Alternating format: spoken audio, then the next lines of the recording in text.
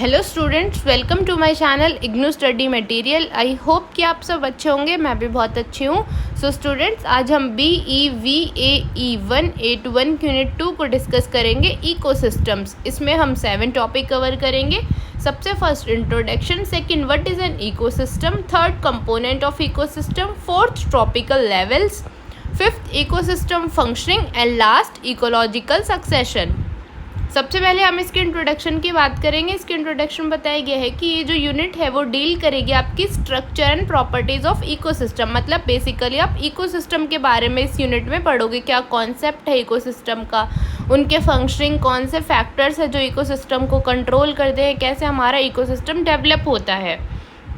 Next topic है आपका what is an ecosystem. Ecosystem एक कम्युनिटी है लिविंग ऑर्गेनिजम्स की जो कि इंटरेक्ट करते हैं लिविंग और नॉन लिविंग ऑर्गेनिजम्स के साथ, ठीक है, हमारे इन्वायरमेंट में एक स्पेसिफिक एरिया में, ठीक है। ये आपकी एक फंक्शनिंग यूनिट है नेचर की, जिसमें आपके बायोटिक और अबायोटिक कंपोनेंट्स एक दूसरे से लिंक हैं through energy flow and nutrient cycle के दौरान, न्यूट्रल साइकिल के थ्रू। नेक्स्ट है डेफिनेशन ऑफ इकोसिस्टम, ठीक है। जैसा कि मैंने अभी बताया, ये हमारी कम्युनिटी है लिविंग ऑर्गेनिजम्स की जो कि इंटरेक्ट करते हैं लिविंग और नॉन लिविंग थिंग्स के साथ आपके इन्वायरमेंट में, ठीक है। ये आपकी एक फंक्शनिंग यूनिट है। नेक्स्ट टॉपिक है इकोसिस्टम फीचर्स, ठीक है। इकोसिस्टम के क्या क्या फीचर्स हैं।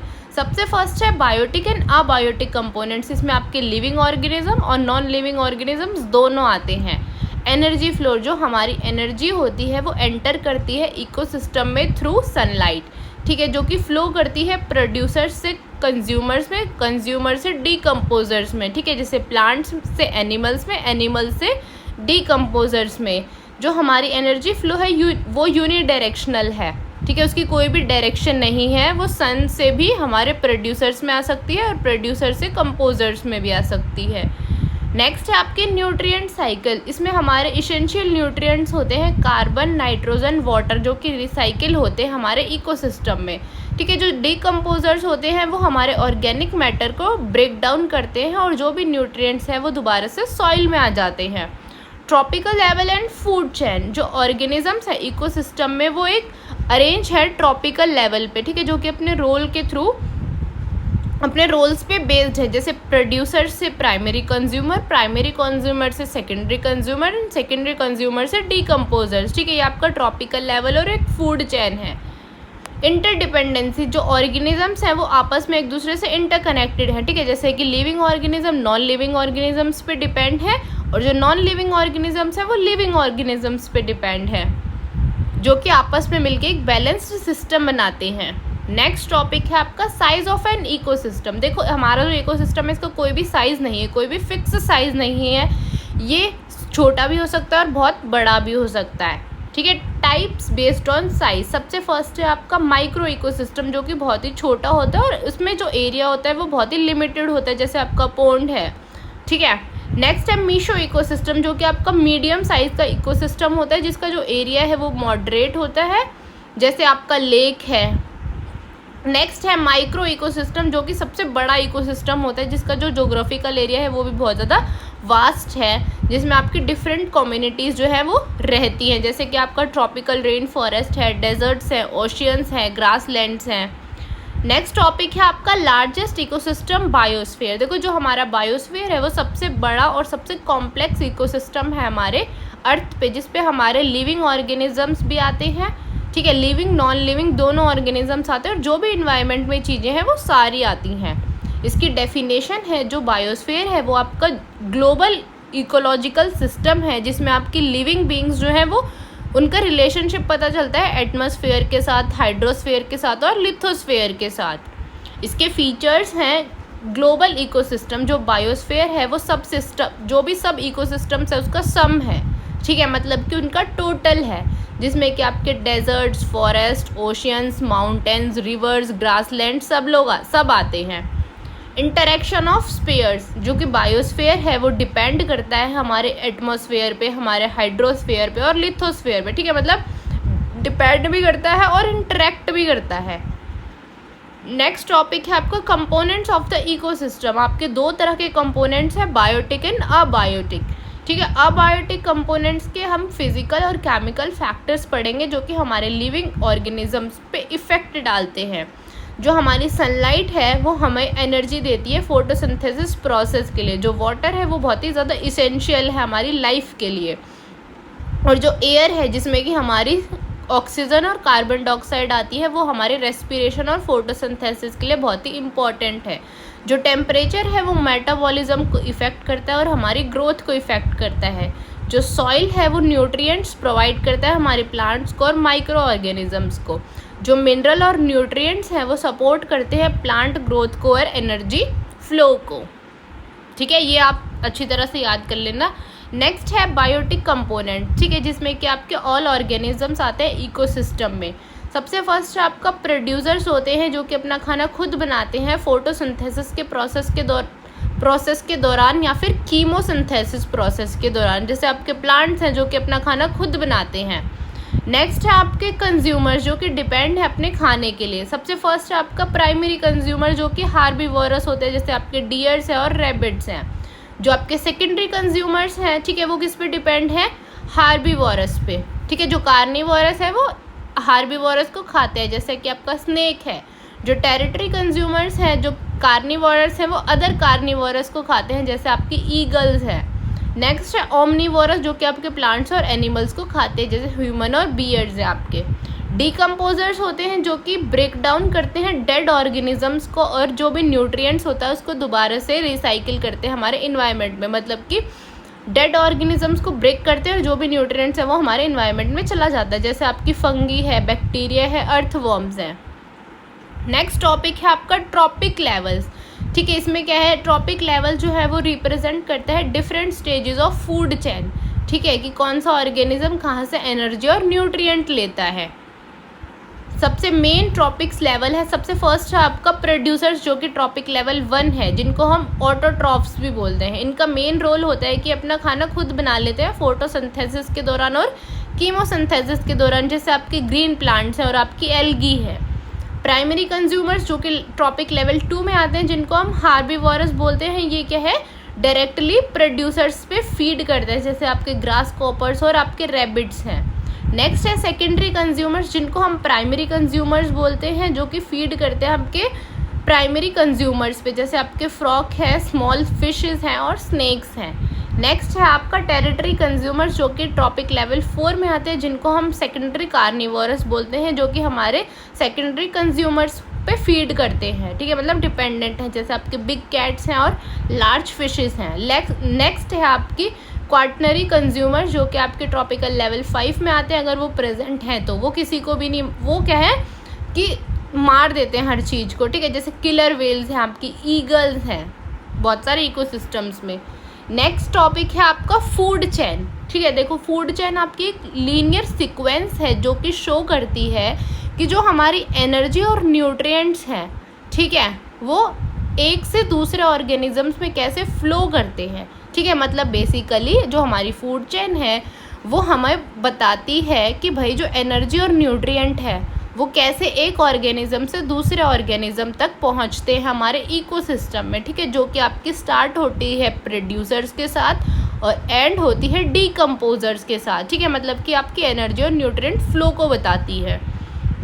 नेक्स्ट टॉपिक है आपके टाइप्स ऑफ फूड चेन। सबसे फर्स्ट है आपकी ग्रेजिंग फूड चेन। ठीक है, जो कि आपके ग्रीन प्लांट्स के साथ स्टार्ट होती है, जिसमें एनर्जी सोर्स आपकी सनलाइट होती है।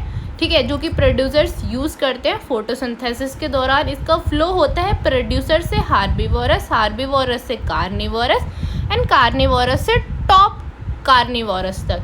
ठीक है, इसमें कॉमन होती है हमारे टेरेस्ट्रियल एंड एक्वेटिक इकोसिस्टम में। नेक्स्ट है आपकी डेट्रस फूड चेन। ठीक है, जो कि आपकी डेड ऑर्गेनिक मैटर से स्टार्ट होती है। इसमें आपका एनर्जी सोर्सेज होते हैं जो भी ऑर्गेनिक मटेरियल हमारे डेड ऑर्गेनिज्म से मिलते हैं या फिर जो भी वेस्ट होता है। इसका फ्लो होता है डेट्रस से डीकम्पोजर्स, डीकम्पोजर से small carnivorous and small carnivorous से लार्ज कार्निवोरस तक।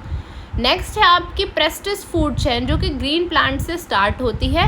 ठीक है, उसके बाद क्या है हार्बीवोरस तक जाती है और ये फीड करती है पेस्ट्रिक्स ऑर्गेनिजम्स पे। ठीक है, इसमें कोई भी किसी को नहीं मारता है। नेक्स्ट टॉपिक है आपका इकोसिस्टम फंक्शनिंग।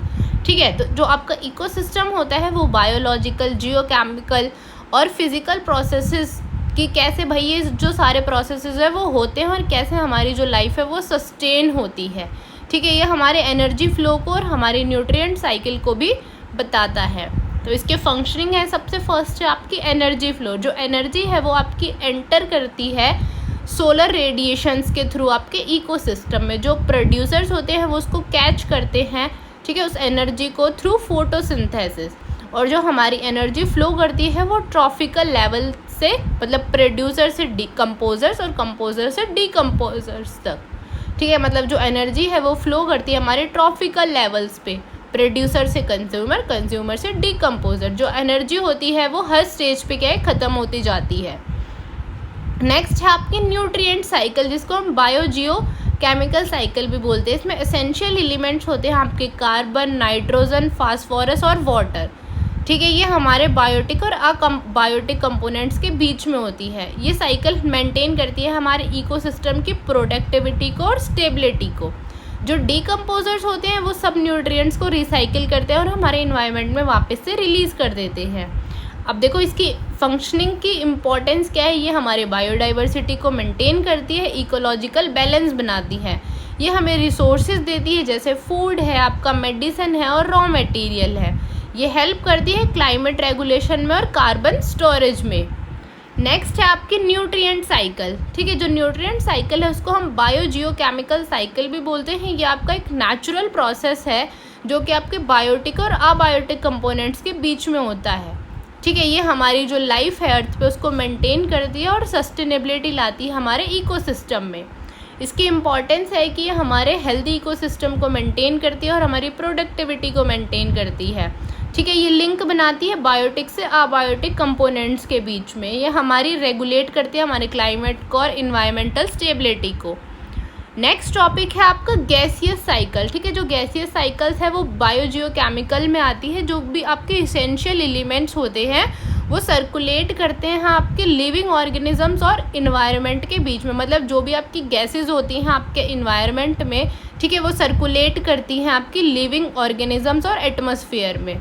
ठीक है, ये हेल्प करती है हमारी क्लाइमेट में और सपोर्टिंग लाइफ में। ठीक है, जो आपकी गैसियस साइकिल होती है, देखो बेसिकली आपकी जो गैसियस साइकिल होती है उसमें जो भी एलिमेंट्स होते हैं, ठीक है, वो सर्कुलेट करते हैं हमारे लिविंग ऑर्गेनिजम्स और एटमॉस्फेयर में गैसेस के थ्रू। तो इसमें मेन गैसियस साइकिल में सबसे फर्स्ट है आपकी कार्बन साइकिल, जिसको हम CO2 बोलते हैं। ठीक है, इसके प्रोसेस है, जो प्लांट्स है वो CO2 को ऑब्जॉर्व करते हैं और ग्लूकोज बनाते हैं। ठीक है, जो ऑर्गेनिजम्स हैं वो CO2 को रिलीज़ करते हैं एनर्जी प्रोडक्शन के दौरान। और जो डेड मटेरियल होता है वो रिलीज़ करता है कार्बन को सॉइल और एयर में। नेक्स्ट है आपके नाइट्रोजन साइकिल, नाइट्रोजन गैस, ठीक है, जिसको N2 बोलते हैं, जो कि हमारे 78% एटमॉस्फेयर को बनाती है। ठीक है, जो बैक्टीरिया होता है वो N2 को कन्वर्ट करता है अमोनिया में। अमोनिया को हम NH3 बोलते हैं। जो अमोनिया है वो कन्वर्ट करता है नाइट्रेट्स में। ठीक है, और जो प्लांट्स होते हैं वो नाइट्रेट्स को ऑब्जॉर्व करते हैं और एनिमल्स जो होते हैं वो प्लांट्स को खाते हैं। नेक्स्ट है आपके ऑक्सीजन साइकिल। ऑक्सीजन गैस को हम O2 बोलते हैं। जो प्लांट्स होते हैं वो रिलीज़ करते हैं O2 को। ठीक है, जो एनिमल्स और प्लांट्स होते हैं वो कंज्यूम करते हैं ऑक्सीजन को, रिलीज़ करते हैं कार्बन डाइऑक्साइड। नेक्स्ट टॉपिक है आपका सेडिमेंट्री साइकिल। ठीक है, सेडिमेंट्री साइकिल में आपके वेदरिंग, इरोजन, ट्रांसपोर्टेशन, डिकम्पोजिशन आते हैं, जो कि आपके मिनरल्स और न्यूट्रिशन के थ्रू होते हैं। इसमें आपका मेन प्रोसेस होता है वेदरिंग। जो आपकी रॉक्स होती हैं वो ब्रेक, मतलब जो आपके बड़े बड़े पत्थर होते हैं वो ब्रेक डाउन, मतलब टूटते हैं छोटे छोटे हिस्सों में। ठीक है, कैसे टूटते हैं? फिजिकल, केमिकल और बायोलॉजिकल प्रोसेस के थ्रू। ठीक है, इरोजन एंड ट्रांसपोर्ट, जो वेदरिंग मटेरियल होता है, मतलब जो भी मतलब हवा में उड़ने वाली चीज़ें होती हैं वो उड़ जाती हैं पानी के थ्रू। ठीक है, हवा के थ्रू एक नई लोकेशन पे पहुंच जाती है। जैसे आपने देखा होगा ना कि जो पन्नी वगैरह होती हैं वो पानी में या फिर हवा में बह जाती हैं। सेडिमेंटेशन होता है, जो हमारे मटेरियल है जो भी वो हमारी वाटर बॉडीज़ में चले जाते हैं, जैसे आपके लेक्स में और ओशियंस में। ठीक है, सीमेंटेशंस होती हैं कि जब हमारी लेयर्स बनती हैं किसी भी चीज़ की। नेक्स्ट है अपलिफ्ट एंड एक्सपोजर। जो भी जियोलॉजिकल फोर्स होती है वो हमारी सेडिमेंट्री रॉक्स को अर्थ सरफेस तक पहुंचा देती है, ठीक है, और ये हमारी जो साइकिल है वो दोबारा से स्टार्ट हो जाती है।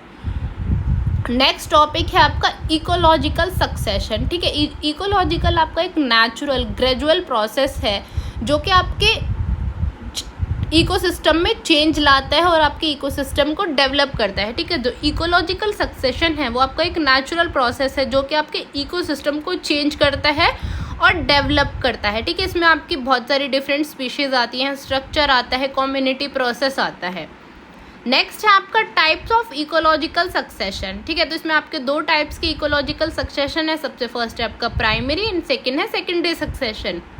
जो प्राइमरी सक्सेशन होता है वो प्रोसेस होता है इकोसिस्टम डेवलपमेंट का, ठीक है, जो कि एक स्पेसिफिक एरिया में अक्कर करता है जहाँ पे कोई भी लाइफ नहीं होती, मतलब जहाँ पे कोई भी लोग नहीं रहते, ना कोई सॉइल प्रेजेंट होती स्टार्टिंग में, ठीक है। मतलब ये एक फर्स्ट स्टेज होती है आपकी इकोलॉजिकल सक्सेशन की। नेक्स्ट है आपकी सेकेंडरी सक्सेशन, ठीक है। सेकेंडरी सक्सेशन आपका रिकवरी और डेवलपमेंट का एक प्रोसेस है जहाँ पे ऑलरेडी हमारा एक इकोसिस्टम होता है, ठीक है, जहाँ पे सॉइल भी प्रेजेंट होती है। इसकी कैरेक्टरिस्टिक्स है कि सॉइल जो है ऑलरेडी प्रेजेंट होती है, जिसमें आपके सीड्स कंटेन होते हैं, रूट्स होते हैं और कुछ माइक्रो ऑर्गेनिजम्स होते हैं, ठीक है। ये जो सेकेंडरी सक्सेशन है वो प्राइमरी सक्सेशन से फास्ट है, ठीक है। ये हमारे डिकेड्स भी ले सकता है और सेंचुरीज भी ले सकता है। नेक्स्ट टॉपिक है आपका जो कि आपका लास्ट टॉपिक है इकोसिस्टम एंड ह्यूमन इंटरवेंशन, ठीक है। देखो जो इकोसिस्टम होता है वो आपको पता ही है कि आपका कॉम्प्लेक्स कम्युनिटी है जिसमें आपके लिविंग ऑर्गेनिज्म जो है वो इंटरेक्ट करते हैं, और जो आपका इकोसिस्टम है वो आपके नेचुरल चेंजेस को अडेप्ट कर लेता है, आपके ह्यूमन इंटरेक्शन को भी अडेप्ट कर लेता है, ठीक है, क्योंकि डेवलपमेंट भी तो चाहिए उसको अपना, ठीक है। तो मतलब देखो बेसिकली इकोसिस्टम आपका कॉम्प्लेक्स कम्युनिटी लिविंग ऑर्गेनिजम्स हैं जहाँ पे ऑर्गेनिज्म जो है वो आपस में इंटरेक्ट करते हैं, और जो इकोसिस्टम है वो हर चीज़ को क्या है ईजिली अडेप्ट कर लेता है।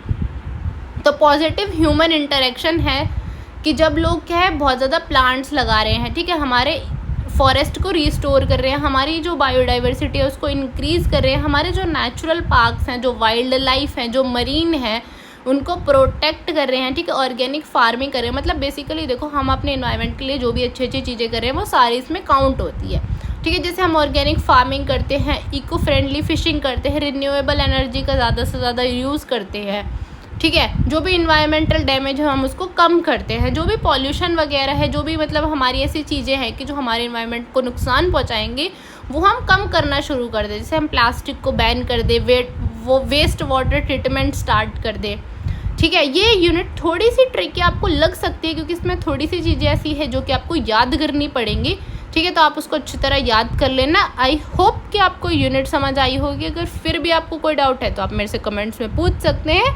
And thank you for watching.